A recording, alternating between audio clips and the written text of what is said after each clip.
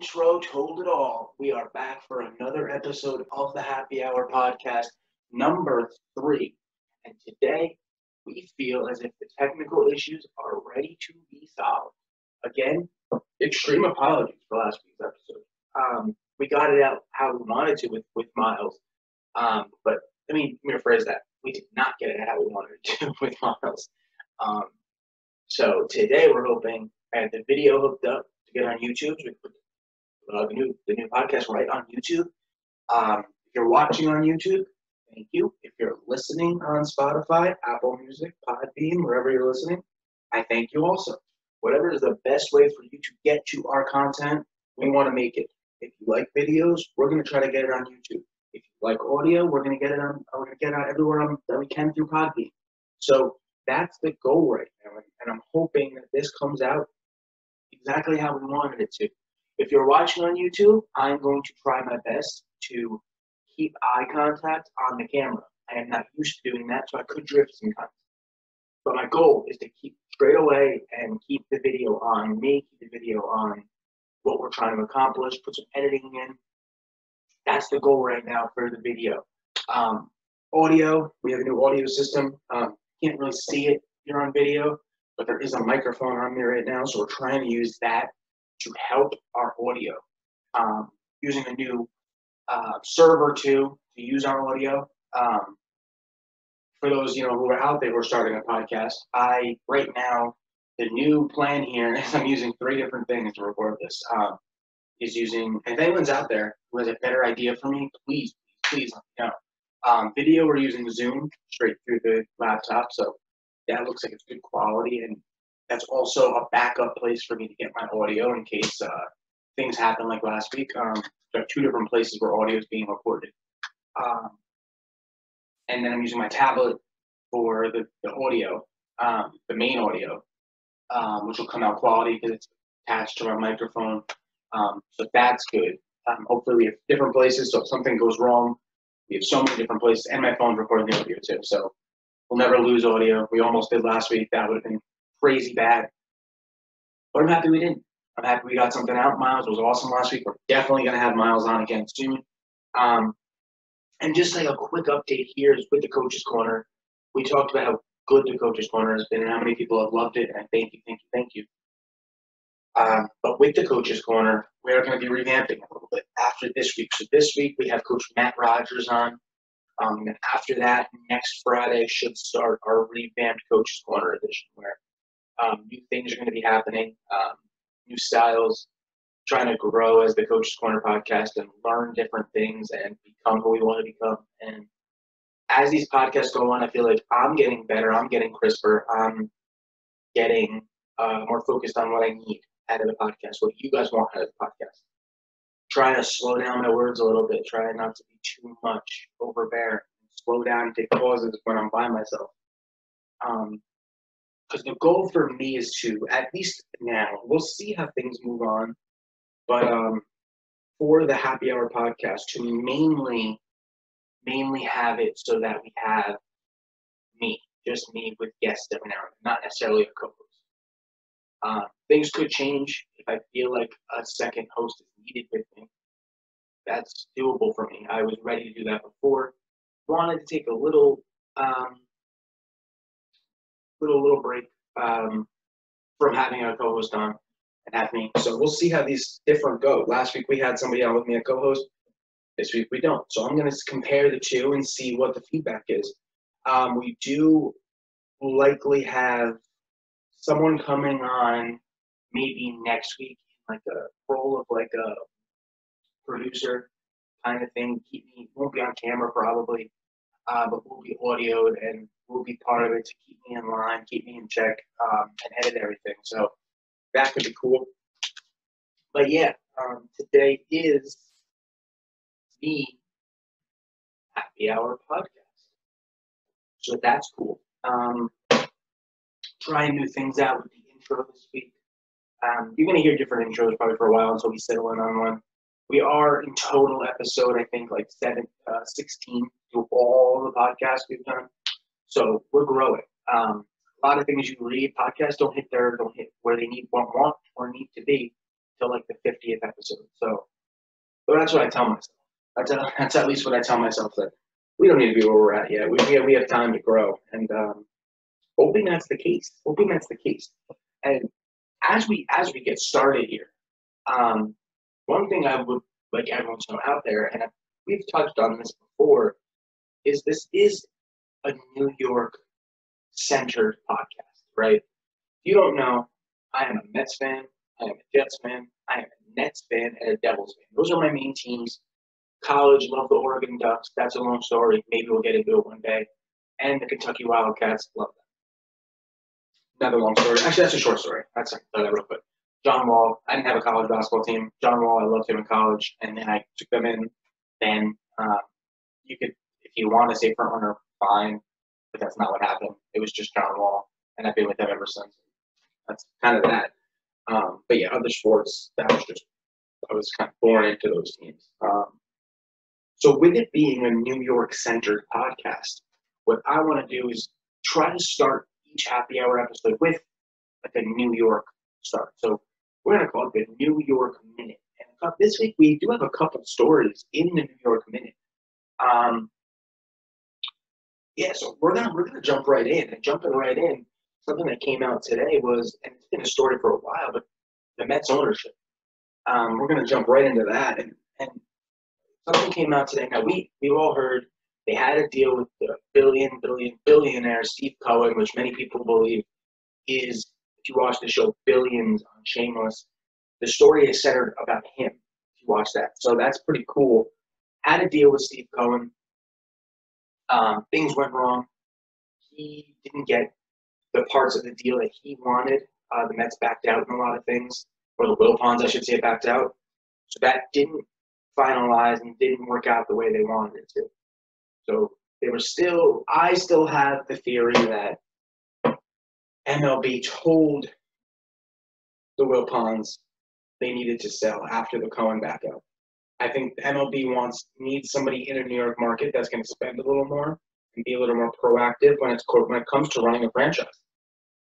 Plain and simple.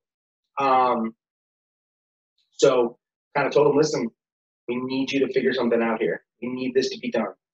And now they're back on the market, back selling. And what we're hearing today, and we heard a few weeks ago, that Alex Rodriguez and Jennifer Lopez were talking about getting into an ownership group. It's an interesting situation because of who they are. But, they didn't have enough money. They didn't have enough backing. So reportedly they were out. We heard, I believe, over the weekend or maybe last week, that they were jumping back into the bidding. And then today we've heard a bigger story, and I think this makes a lot more sense, right? So we've heard today that ownership-wise, A-Rod and J-Lo will be the face. A-Rod would be the face of the ownership group. But they're putting a nice group together of people and investors into this ownership stake. Starting with, and I still believe that they would have Steve Cohen as a major part of it. I do. I still do think Steve Cohen would get into it at some capacity. I still believe that. He's wanted to get in a sports team for a long time. So I think he would be a part of the group, for starters. Second thing is Mike Rapoli, right? So Mike Rapoli is the CEO of Body Armor. Worth $1 billion, right? I have heard he is going to be a major player in this Mets ownership buying, in the stake. Good friends with A-Rod, so that's a start to it. Now, another person who's very good friends with Mike Rapoli through their relationships is the CEO of Barstool, Dave Portnoy. Now, it has not been confirmed that Dave Portnoy would be a part of this. But I would have a strong inkling that he would, for multiple reasons, right? So A-Rod has a major tie to Barstool via Dan Katz, Big Cat, whatever you want to call that. They work together on A-Rod Corp, which is a little thing for the Barstool, but he's very much a part. They're very much friends, So that's in on Barstool. Mike Rapoli was on a few shows with Dave. They promote Body Armor more than any other product you see, and they've been a major player in Body Armor. There's another relationship. third relationship, Dave Portnoy is very good friends with the Wilpons. Not that that matters because Wilpons would be leaving, but the inkling for them to sell to somebody who they're close with, like Dave Portnoy, makes a lot of sense. So you're talking about Mike Rapoli, $1 billion. Dave Portnoy got to be close to a couple $100 million. And that company is worth a lot more than that. Now, Barstool is owned by a certain percentage of Penn National Gaming, which also could be a player in this. So you're talking Dave Portnoy, you're talking Barstool, Penn National Gaming, Body Armor, Water, what we're going to call it, Water Sports Drink, Alex Rodriguez, Steve Cohen. That is a major, major group. So you're talking about most likely, possibly a name change to that field, right? Could it be the Body Armor field instead of City Field? Could it be the Body Armor section out there and right? Could it be we have a Barstool shop out there? It's a major thing that I think works for all these brands and trying to grow their own personal products. I think it could be a major, major play in the future of the Mets. And I would love it personally. I think A-Rod, for starters, is a great face. I think Steve Cohen would be a part of the face too. I think it's like a interesting situation there. But having a guy like Barstool in there and Body Armor is a huge, huge growth product. And I love the idea of having a bunch of investors. I don't know the percentages. I don't know who does what in this ownership group. But I do know for sure that having money coming from 4 different places is good for an organization. It's very good, especially when 1, 2, maybe 3 of them are billionaires. I would say 2 of them are billionaires, Steve Cohen and Mike Rapoli of Body Armor. A-Rod is pretty wealthy himself. I don't know if he's billion, but he's up there. Portnoy, same thing.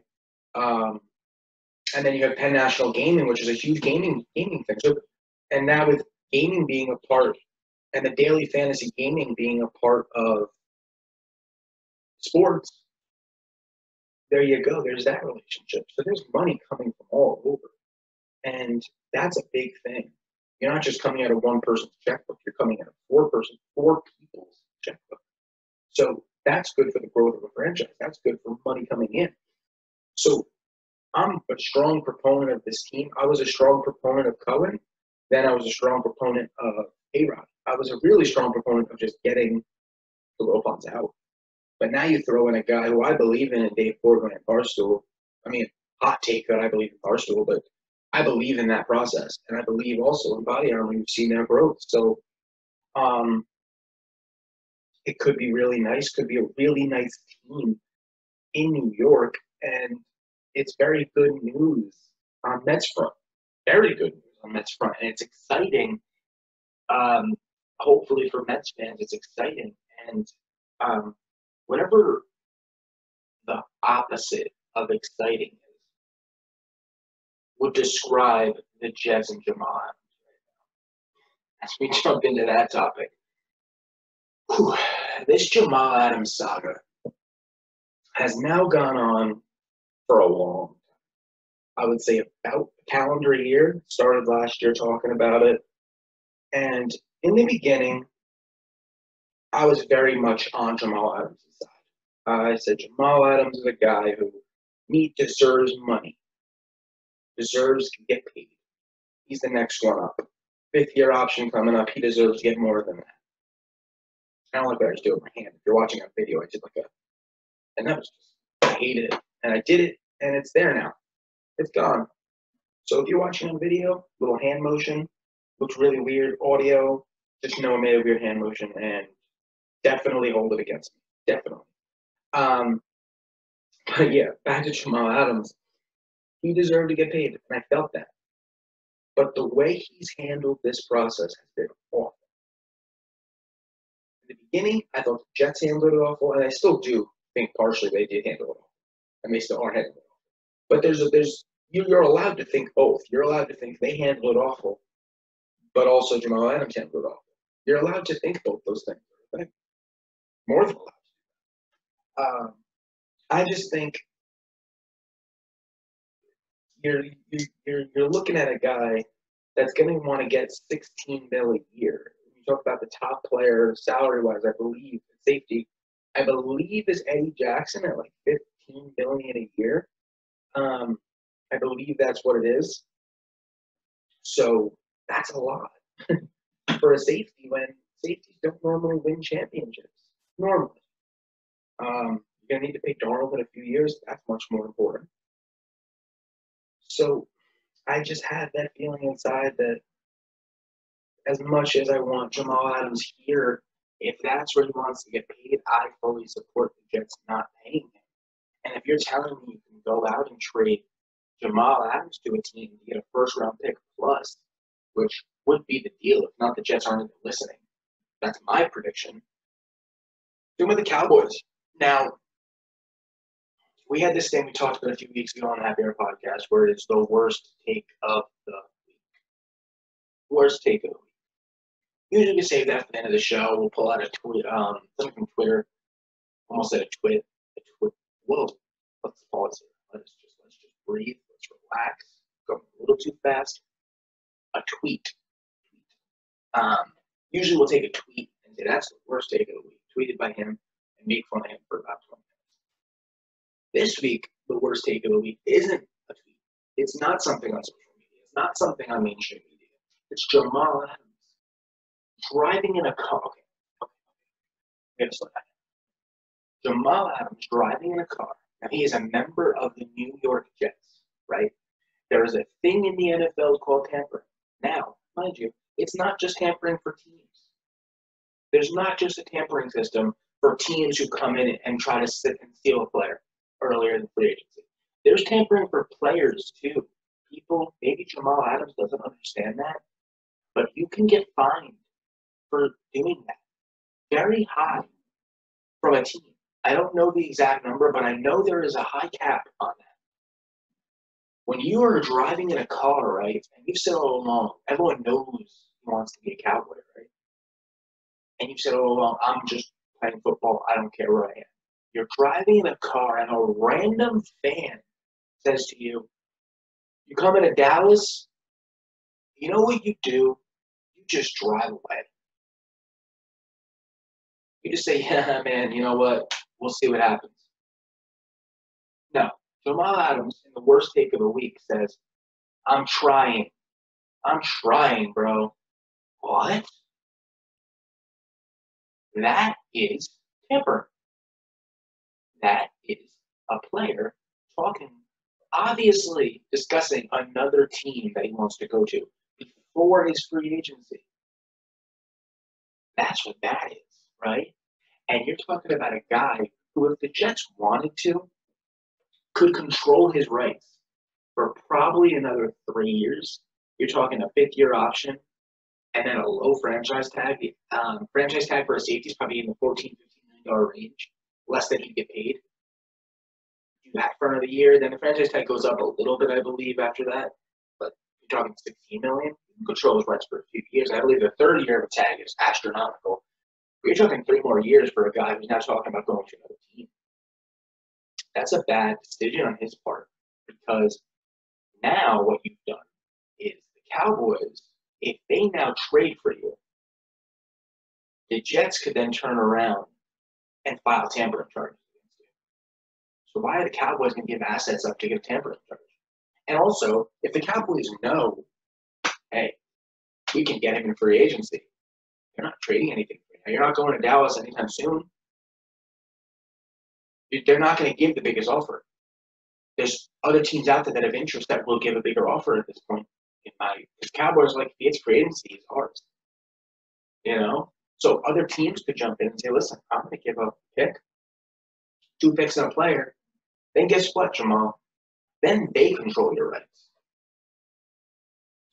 So regardless of how you've spun this now, in my opinion, if you really wanted to go to Dallas, you've now postponed yourself going to Dallas for 2 years at the least. That's a bad decision. And that's all because you made one comment. I'm trying, bro. That's going to cost you 2 to 3 years of where you want to go. just based off the guidelines of the league, based off the tampering fines. It's a bad decision. And guess what? I feel this wholeheartedly. Dallas would be the highest team to bid on him from the start. So if Jamal just didn't say anything to that random person in a parking lot, wasn't a media guy, wasn't a friend, wasn't a family member, it was a random person sitting in a Honda Civic. And you could have just drove past them and probably ended up in Dallas within the next month. Probably would have netted a first-round pick plus a player, maybe a Michael Gallup player. Great deal for the Jets, I would think. But now, that's probably out the window because of one comment. Now the Jets could turn around and say, we don't want to give you to Dallas. And out of nowhere, a team that you don't want to go play for, because he said 6 teams he would go sign with, or he would like to go play for. That does not mean the Jets have to trade him to that team. He does not have a no trade clause on his contract. Remember that. There is no trade clause on his contract. So the Jets can turn around and say, okay, we're going to send you to Jacksonville. Jacksonville is a dearth of picks. They're going to give us a first and a second this coming year, or 2 years, whatever, and they're going to give us Yannick Ngakoue, right? Jets are going to jump all over that. Now you're stuck in Jacksonville for 3 years, maybe. So good for you. Good for you. You've done that to yourself. And don't think that teams, as good of a player as he is, don't think teams are watching this and thinking to themselves, why would we want this guy on our team? He was a great leader until he started talking about that contract. Just look at the guys who don't talk about their contracts and just get paid. Stay silent. You're going to get paid. We heard Michael Thomas talk about his contract. He made one comment, Michael Thomas. He's the best receiver in the league. He said, I can't wait to get my payday. I can't wait for that to be a thing, but I'm going to play ball until then. Boom! I bet you he gets paid this year. Because you keep silent, you will get paid. Look around the league. It happens. It happens. Kirk Cousins was a guy for 4 years who basically locked into a team he did not want to be on. For 4 years or 3 years, however you want to spin it, got franchise tagged twice and went on a small 5th-year option once. And had to sit as a backup for multiple years. And he did not speak about it. He didn't like it. It was very public he didn't like it. But he never said, I want to be here. I want to go to this team. I want to be out. He just wrote the process, then got paid a $100 million contract with the Vikings. Or it was 96, whatever it was, all guaranteed. Fully guaranteed money. Because he just kept his mouth shut. And then what did he do this year? He got that fully guaranteed contract. The Vikings were like, listen, you're part of us. We're going to give you another 3-year guaranteed contract at the same rate, $33 million a year. Yeah, that happened. And knowing what the Jets are and knowing the cap room they have, if he did not go on this rampage and make the Jets look like fools, they would have overpaid for a guy like him. We have no long-term contracts on that book for the most part. Maybe a couple here and there. Nothing crazy. So real money going forward is not there. So the Jets would have overpaid for him easily. But the more you talk, the less a GM of a team is going to be, why are you controlling this narrative? And for the longest time, it was players don't have fully guaranteed contracts. Why would they listen? Why would they do this? Well, guess what? The contracts are becoming more and more fully guaranteed because of certain players that have represented themselves or had a good representation that have made sure there was a fully guaranteed contract on the books. So the money is getting guaranteed now if you're a top player. I don't want to hear that argument anymore. So by talking, he's now cost himself where he wants to go, probably some money, probably some guaranteed money, because you're not going to give a fully guaranteed contract to a guy who's going to badmouth a team in the past. Who's to say he's going to play 2 years, some other safety gets paid $19 million a year, and now he wants 20 and he's going to badmouth your organization? That doesn't work, man. however you want to spin it, that does not work. That is not productive. And for me, I loved, and I say loved, because even if the Jets re-sign Jamal Adams, I'm going to have a very hard time because he's now soured that relationship. He's probably soured his own locker room. And you could say players get it. They understand. I don't know. Because how many players in that locker room right now probably need a new contract but are just zipping their lip? I'll bet you money. Next offseason, Sam Darnold has a massive extension. And he won't say a word about it. Bet you that money. Plenty of guys in that locker room need an extension. And they're going to get it. And they don't like what Jamal Adams is doing right now. I can promise you that. To a safety who's been, he's getting up there, but he's not the best safety. He's very good, probably top 3. But as much as he blitzes well, and much as he's a great tackler, great hitter, he doesn't cover. He's not a good cover guy. He can learn that. That's very debated. That's very possible. I'd still pay him to be the top guy because that's how this league works. We'll talk about that later with quarterbacks. Maybe a good segment later. But I don't know, man. I have a very hard time looking at a guy who can't cover talk like this. Eddie Jackson, who's a great cover safety, great tackler, great all-around safety. Didn't say anything, got paid. I just have such a hard time. And for the people who are in Jamal Adams' corner on his team, they have to be freaking out. They have to be telling him, just be silent for a second, man. And I understand sometimes, I touched on this, but I understand sometimes when guys get cornered by the media and they say something they don't want to say and they regret it. I get that sometimes. What I can't understand is there was no cornering here. There was no manipulation. He was in a Sears parking lot. Probably not Sears, but that's what I'm going to go with. By a guy who was driving a Honda Civic. Again, probably not a Honda Civic, but that's what I'm going to go with. he drives by a guy who he doesn't have to even give the time of day.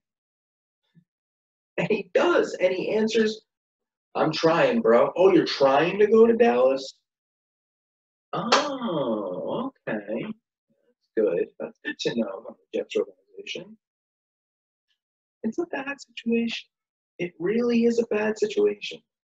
And I'm now on the Jets side. I've swapped over to the Jets side because I was on Jamal Adams' corner because in the beginning he played it right. In the beginning he said what he had to say. Listen, I'm just here. I'm just playing. It'll work out. I get the contract negotiations that took longer than he wanted. I get the Jets didn't do exactly what they needed to do from the beginning. But talking like this and doing this kind of stuff, that doesn't work. Little things I've seen. I follow a page on Instagram. It's like Game Green Empire. It's not even a main account. And Jamal Adams follows them, and they posted something the other day, like not wanting him to go. And I wish maybe I could pull it up here while we're sitting here. That's actually a good idea. He made a comment. I can find it on the Instagram, and I'll try to put a link up to it in the video if you're watching it. And it was a Jamal Adams post. I'll find it.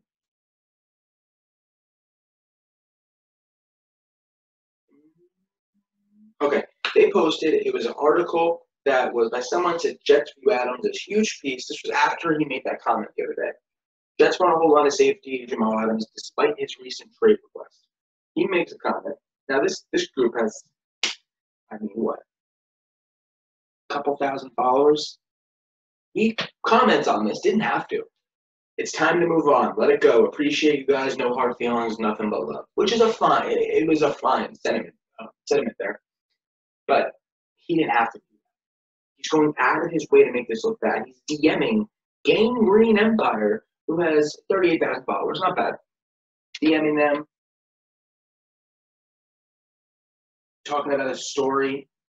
And they apparently said the story that Jamal Adams said was wrong. And he DMs them. You were dropping the real story today. What? Why? You're in the middle of a contract negotiation, right? Why? If I'm in the middle of trying to get a raise or a new contract at my job, I'm not going out and talking on social media about it. I know he's in a different level. He's in the public view. But if I walked around my job, not even social media, walked around my job and like, listen, I'm possibly getting a raise, but they're being too slow with the raise. I might leave. Like I might leave tomorrow, and yelling it in the middle of the lobby, just screaming. That's basically the same thing as talking to 38,000 people or millions of people, just screaming. Hey, I need a raise or I'm out. GM hears that or sees that. He's like, this guy. I don't need him. He's replaceable. It's just the weirdest thing. Like I said, I'll try to get the link up somewhere in this video for you guys, and maybe I'll tag it in audio or something. But it's a weird time for Jamal Adams, and he's not doing himself any favors. And I wish he would do himself favors. To be honest, I really do. I wish he would just help himself out for a second. But he really can't do that. He can't do that, and yeah, that right there, that's the New York minute or the New York 15 minutes, however you want to call it. But we talked about Mets before. We talked about Mets. We talked about the ownership, and that leads us to baseball. And we've discussed baseball ad nauseum on this podcast, so I don't want to give it too much attention. We talked on the first podcast about the stoppage.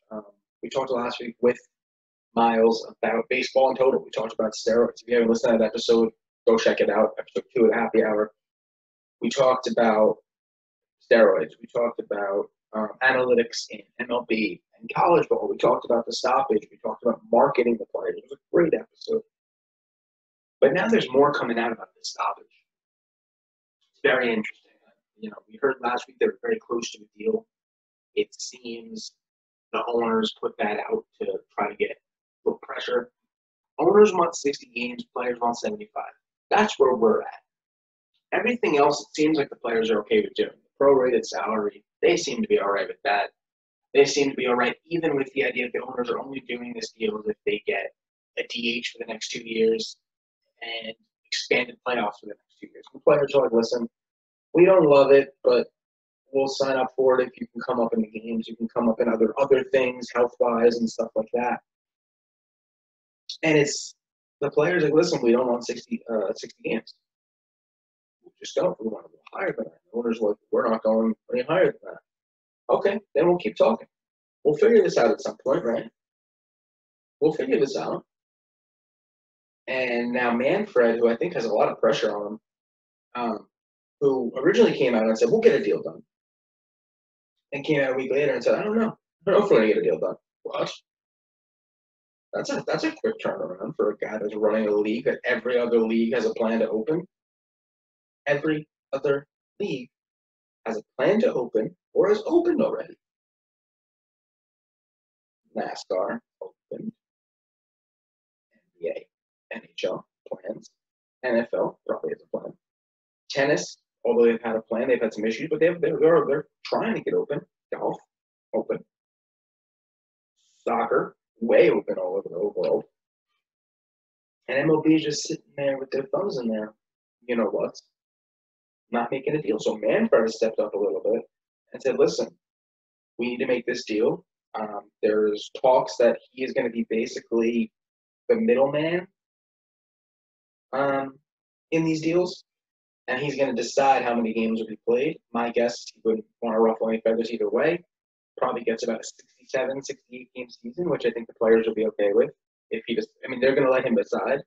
And Manfred has looked at taking away for next year the DH and expanded playoffs, only doing it for 1 year, lessening that.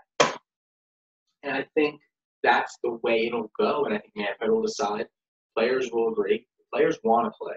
The owners are the ones that I think would be okay with not playing the season because they have more than enough money. And that's what sucks about this thing. But the owners can make that decision, and they're going to fight it again. But the players will agree on whatever Manfred says. Owners will have to agree. It's going to be an interesting situation for MLB, though. It's going to be a tough way to look at it for MLB, and I hope they keep working at the deal, and I hope this works out because it needs to work out, right? It just plain and simple needs to work out. And I read something before, and I'm making sure I'm staying up to date during this podcast if anything comes up. I saw it before that there was something going on with MLB, talks were that they were coming closer to a deal. Yeah, here we go. So I got something. This is live. This is just coming through 50 minutes ago. Players at 5 p.m. will be voting on 60 games, fully prorated salary, no salary guarantee, and event games are played. $25 million playoff pool, which is a big thing. If fewer than 50 games played, then 2021 expanded playoffs and DH removed. So if they play less than 50 games, they'll remove it for next year. No additional salary relief, no modifications for qualifying offers. Qualifying offer is there. Now, as much as it sucks to have a 60-game season for the players, they came around on a lot of the other things that they wanted. So I think it's going to look bad now if the players don't accept that, because now there's rules and regulations. If the health crisis continues and they can't play, there's ways around this thing. So it's kind of what they want. And even some other guys, online tweeting, everything appears to be coming. This is Bob Nightingale of, I believe, Sporting News. Maybe I have that wrong. USA Today, Bob Nightingale. Everything appears to be coming to a head today. MLB and MLBPA are trying to see if they can reach a last-minute agreement. Like I've said since the beginning, that they're going to come to an agreement. Last-minute agreement on a 60-game season this afternoon, or commissioner will implement a 54 to 60-game season. By the way, I think I had that number wrong before. I think the MLB wants 50 games. But sorry about that. But yeah. So yeah. Seems to be coming to a head here. Seems to be things are coming out in the right way, and that's good for baseball fans. Let's hope something happens. We were told yesterday they can all practice in their own stadiums, probably play in their own stadiums too. We're going to see how that works. Because everyone's panicking about the second wave. I don't want to get too big. Coronavirus now has become political. I don't want to get down that road. I just have many speculations about where we're at with coronavirus, the numbers we're getting from different states. That's a whole different podcast. That's not a sports podcast. So I think will be good for them to play in home stadiums and do. But we'll see. We touched before on the NFL and on some of the things with the lockout and Jets and stuff like that. I want to start going in one time a week, talk about an article that was posted that interested me. There was an article about the Chicago Bears by Jeff Dickerson, I believe, of ESPN. Could be wrong. It was on ESPN. I believe he's from ESPN. I could probably look that up while we're sitting here as I talk. But Jeff Dickerson, Chicago Bears writer, he wrote an article talking about the crisis the Bears have been in at the quarterback position for many, many years. And he's right. It was a great article. It centered around Mitch Trubisky and how the Bears just can't find their future quarterback, franchise quarterback. They've never been able to find one. Jay Cutler was the closest thing, but he wasn't even one. Jeff Dickerson, ESPN, also wrote for The Athletic, but ESPN Athletic, which I don't like yet. But it was a good article. Wrote about the Bears, and it got me to thinking, how many teams have dealt with that dire straits when it comes to the quarterback situation? How hard it is to find a quarterback in the NFL. And I broke it down to each team, trying to figure out I tried to figure out what teams have had an issue with the franchise quarterback, and like I said, how hard it is to find it. And some of the teams that came out with, and we could talk a little more now, but just a couple of them: Dolphins, Jets, Browns, Bears, Jaguars, Titans, Redskins, Bills. That's right away. That's 8 teams that haven't had a franchise quarterback for a very long time. The closest one on that list to being a franchise quarterback is probably Steve McNair with the Titans. Is probably the closest, if I'm looking close, and Jay Cutler was pretty close. But that's 8 teams that have struggled. And then there's a couple teams that are borderline that I didn't even touch on, right? You got the Cardinals who they haven't had an issue. Quarterback Carson Palmer was close, but that's a borderline one. But I'll give them that. It depends how you look at other teams too. Like the Bengals at Dolan, I look at that as close enough, but I wouldn't consider them. That's 8 teams that have went almost 2 decades without a legit quarterback. Franchise quarterback, and how hard it is to find one in the league, and why teams overpay for guys. Now, there's teams on that list that hopefully are in a position to find that right now. So with the Dolphins, Tua, Jets, Darnold, Browns, Mayfield, and Bills, Josh Allen, and Titans, Tannehill, I guess, but Bills, Josh Allen, they're all hoping to find their next guy. But teams like the Redskins, Jaguars, and Bears are pretty helpless. Because Mitch and Nick Foles are not the answer there. Jaguars, Minshew's not. I don't think he's the franchise answer. And Redskins, Dwayne Haskins, I like him, but I don't think there's that much hope around them that he's going to be that guy. I don't see that. So it's just an interesting situation. It's an interesting issue in the NFL with quarterbacks. And I love that article because it really broke down the Bears, but got me to thinking about other teams. Got me to think about how hard it is to find, and why guys like Kirk Cousins get paid $30 million a year. Why guys like Garoppolo get paid like a high market guy. Why guys like Foles got paid like he did. I mean, it just begs that question. Why guys like Dak Prescott, who are going to be getting paid a lot of money, he's signing his franchise tag. He wants a 4-year deal, and that's that. And we'll talk about that in another podcast because that'll go on for a while. But quarterbacks get paid for a reason. It's so hard to find one. You could look at any other position on the market, any other position on your team, and think about how many elite level talent guys you've had at that position for your team in the last 20 years. There's a bunch at each position. You don't know it until you start breaking it down. Quarterback's the only one that it's almost not impossible to find one, but it's like hitting the lottery to find your guy. So it just begs that thought. It begs that thought about how hard it is to find it. And quarterback might be the hardest position to figure out in any sport.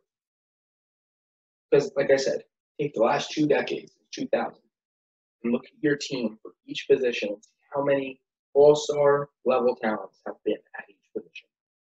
And I bet you have one of each position except for quarterback. Yeah, and not every team. I mean, obviously, like the Patriots probably hit elite level talent at every position. But for every team, the average team, quarterback is the hardest position to find in sports. It's probably between quarterback and number 2 for me is probably a hockey goalie. That's probably it. And it's the hardest position to come around. And it's so interesting to watch teams try to scramble at it. And scrambling is what I just called the Bears. Oh, also, another team I forgot from my list before, Panthers. Teddy Bridgewater's there, but I don't think he's the long-term answer. They had Cam. I guess I shouldn't have said Panthers. I guess they had Cam. But see where that led them. They got a Super Bowl. So they got 2 a Super Bowl. So, I don't know. Maybe that was a bad one. Both are Panthers. But yeah, that's the NFL. That's the quarterback situation in the NFL. So, we touched on Jamal Adams, the lockout, quarterback issues in the NFL. Talking about the NFL, something I wanted to do over the next few happy hour podcasts is start unveiling my top 100 players for the 2020 season in the NFL.